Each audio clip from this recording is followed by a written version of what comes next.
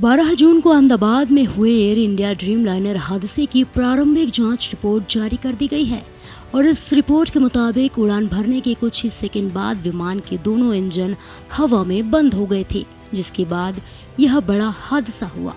वहीं रिपोर्ट से पहले इस बात को लेकर संदेह जताया जा रहा था।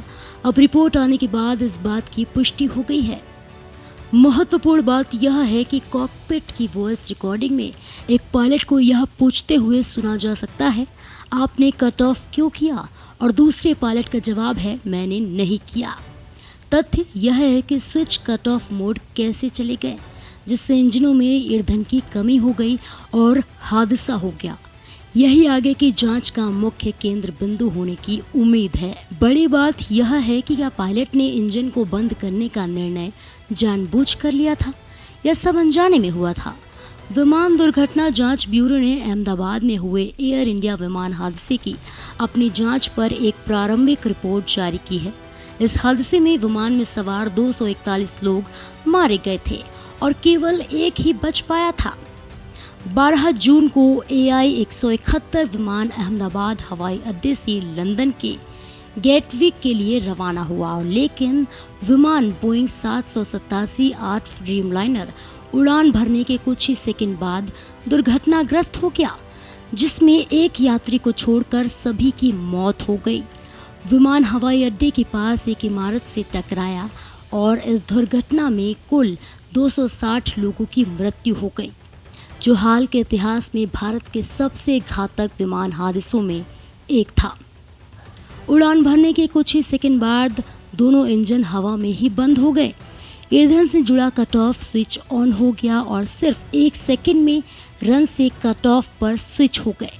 रिपोर्ट से पता चला है कि इंजनों को ईंधन की आपूर्ति बंद कर दी गई थी। कॉकपिट ऑडियो से पुष्टि होती है कि एक पायलट ने पूछा, आपने क्यों बंद कर दिया? दूसरे ने जवाब दिया, मैंने नहीं किया।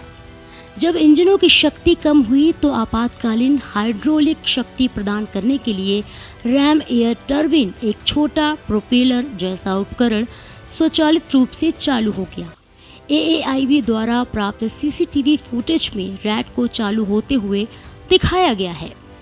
पायलटों ने इंजन को फिर से चालू करने की कोशिश की।